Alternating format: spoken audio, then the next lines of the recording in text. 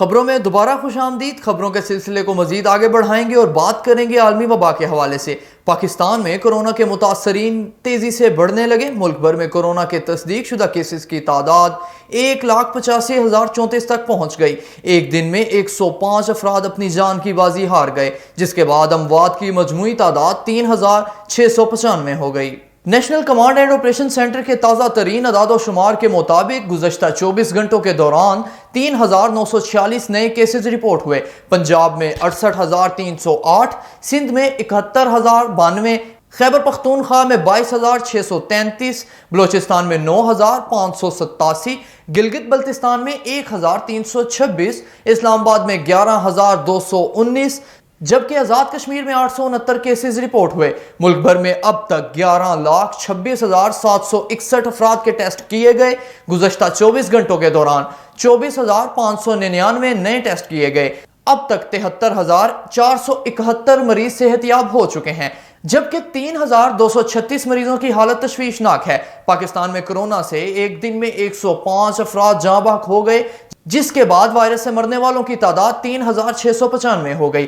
پنجاب میں 1,495، سندھ میں 1,103، خیبر پختونخوا میں 843، اسلام آباد میں 106، گلگت بلتستان میں 22، بلوچستان میں 104 اور آزاد کشمیر میں 22 مریض جان سے ہاتھ دھو بیٹھے۔ وزیر اعلیٰ پنجاب کی زیر صدارت اجلاس میں صوبائی کابینہ سے فلور ملوں کا گندم ریلیز کرنے اور حتمی قیمت مقرر کرنے کی منظوری کا فیصلہ کیا گیا۔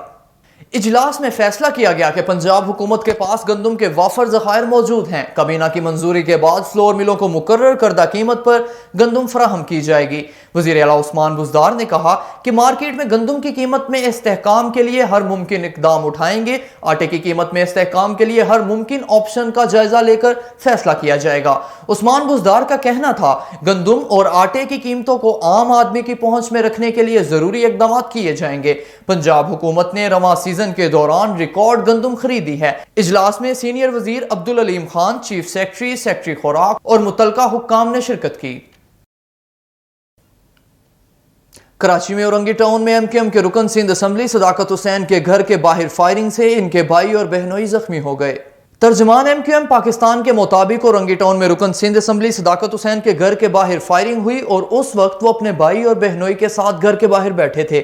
ترجمان نے بتایا کہ فائرنگ سے رکن صوبائی اسمبلی کے بھائی اور بہنوئی زخمی ہو گئے، جنہیں طبی امداد کے لیے عباسی شہید اسپتال منتقل کر دیا گیا، تاہم دونوں افراد کی حالت خطرے سے باہر ہے۔ SSP ویسٹ کے مطابق رکن صوبائی اسمبلی کئی دنوں سے سیکیورٹی مانگ رہے تھے، واردات کی جیو فینسنگ کروا رہے ہیں، جلد معلوم ہو جائے گا ملزمان کون تھے۔ کراچی طیارے حادثے کے ذمہ دار پائلٹ اور ایئر کنٹرول تھے۔ لینڈنگ کے وقت طیارے کے کاکپٹ کریو نے ایئر ٹریفک کنٹرول کی ہدایت کو نظر انداز کیا تھا۔ رپورٹ میں حادثے کی وجوہات میں طیارے کی فنی خرابی کو خارجی امکان قرار نہیں دیا گیا۔ حادثے میں PIA اور CAA کو برابر کا ذمہ دار قرار دیا گیا۔ وزیر ہوابازی نے رپورٹ وزیر اعظم عمران خان کو پیش کر دی۔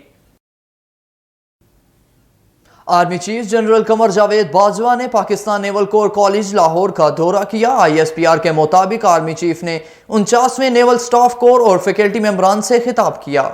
خطاب میں آرمی چیف کا کہنا تھا کہ نیول کور کالج پاکستان نیوی کا ایک مؤدب ادارہ ہے۔ نیول کالج سے پاکستان کی مسلح افواج اور دوست ممالک کے افسران تربیت حاصل کرتے ہیں۔ آرمی چیف نے کہا کہ نیول کالج سے ٹریننگ کے بعد افسران اہم کمان اور سٹاف ذمہ داریاں سنبھالتے ہیں۔ ISPR کے مطابق کور کمانڈر لاہور اور لیفٹیننٹ جنرل ماجد احسان بھی اس موقع پر موجود تھے۔ نیول کور کالج میں آرمی چیف یادگار شہداء پر بھی گئے، جہاں انہوں نے فاتحہ پڑھی اور پھول بھی رکھے۔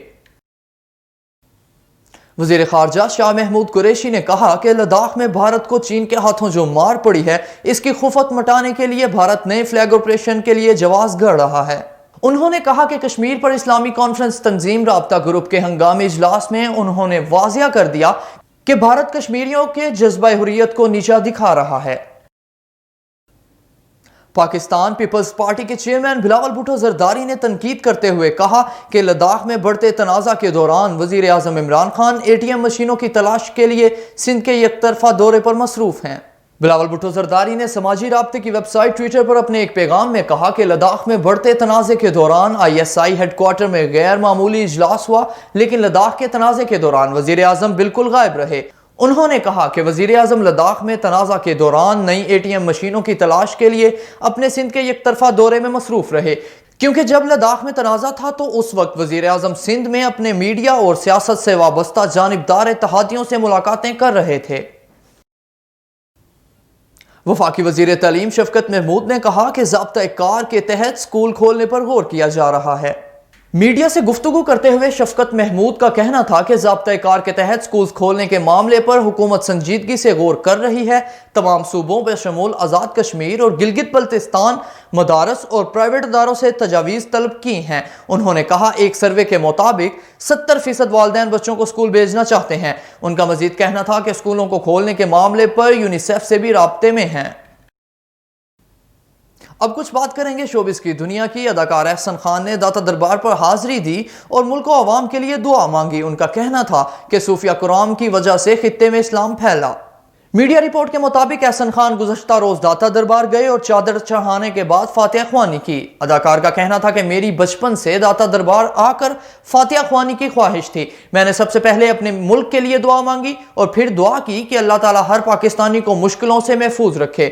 اس کے بعد اپنے لیے دعا کی۔ اداکارہ ندا یاسر نے کہا کہ ڈائٹنگ قوت مدافعت کے لیے نقصان دہ ہے، اس لیے ڈائٹنگ کرنے کا خیال دماغ سے نکال دیں۔ ندا کا کہنا تھا کہ کسی بھی بیماری سے بچنے کے لیے قوت مدافعت کا مضبوط ہونا بہت ضروری ہے۔ میں نے اور میرے شوہر یاسر حسین نے اپنا وزن کم کرنے کے لیے ڈائٹنگ کی، جس سے ہماری قوت مدافعت کم ہوئی اور ہم کرونا وائرس کا شکار ہو گئے۔ انہوں نے پرستاروں کو مشورہ دیا کہ آپ کرونا وائرس کو ہرانے کے لیے پروٹین کا زیادہ استعمال کریں اور پھل زیادہ سے زیادہ کھائیں تاکہ آپ صحت مند رہیں اور آپ کی قوت مدافعت بیماروں کے مقابلہ کر سکے۔ اداکارہ حریم فاروق نے کہا کہ ہمیں کسی پر انحصار کرنے کی بجائے خود پر بھروسہ کرنا چاہیے۔ اگر ہم چاہیں تو اپنی زندگی کو خود بدل سکتے ہیں۔ اداکارہ کا کہنا تھا کہ اگر ہم یہ سوچیں کوئی دوسرا ہماری زندگی میں آ کر ہمارے حالات تبدیل کر دے گا تو ہم خوش فہمی کا شکار ہیں، کیونکہ آپ کے علاوہ کوئی بھی آپ کے حالات نہیں بدل سکتا۔ حریم نے مزید کہا کہ کسی پر انحصار کرنے کی بجائے خود پر بھروسہ کریں، اس سے آپ کی عزت نفس قائم رہنے کے ساتھ ساتھ کامیابی کے چانسز بھی بہت زیادہ بڑھ جاتے ہیں۔ پاکستانی فلموں کی معروف اداکارہ مہوش حیات نے پاکستانی سیاست میں حصہ لینے کی خواہش کا اظہار کرتے ہوئے کہا کہ وہ ایسے کام کی قائل ہیں جس سے لوگوں کی زندگیاں بہتر ہوں۔ حال ہی میں ایک غیر ملکی چینل کو انٹرویو میں مہوش حیات نے اس حوالے سے بات کرتے ہوئے اپنا ارادہ ظاہر کیا۔ ان کا کہنا تھا میں بھی سیاست سے حاصل ہونے والی طاقت کی خواہش مند ہوں، لیکن اس بارے میں میری جو نظریات ہیں ان پر غلط رائے قائم نہ کی جائے۔ اداکارہ مہوش حیات کا کہنا تھا کہ میرے دماغ میں بڑائی کا خبط سوار نہیں، میرے نزدیک سیاست ایک ایسا عہدہ ہے جس کی مدد سے ہم عوام کی زندگیوں میں بہتری لا سکتے ہیں۔ بریکنگ الرٹ، جسے اللہ رکھے اسے کون چکھے۔ اللہ جسے چاہے قبر بھی نصیب نہ کرے اور جسے چاہے قبر سے واپس کر دے۔ شکرگر کے قصبے عیسیٰ چوک کے مرحوم ماجہ مستری کا جنازہ پڑھ دیا گیا۔ 10 منٹ دو رشتہ داروں کو چہرہ دکھانے کی وجہ سے تدفین لیٹ کی گئی تو میت کو پسینہ آنے لگا، ہاتھ پاؤں مسلے گئے تو اللہ کی شان دیکھیں، مردہ زندہ ہو گیا، جس کو فوری طور پر نارووال ہسپتال لے گئے جہاں اس کو طبی امداد دی گئی، جس کے بعد اب ماجہ مستری کی حالت تسلی بخش ہے۔ جنازہ اور تدفین کے لیے جمع لوگوں کی طرف سے اللہ اکبر کی صدائیں۔ خبریں ابھی اور بھی ہیں مگر اس بریک کے بعد۔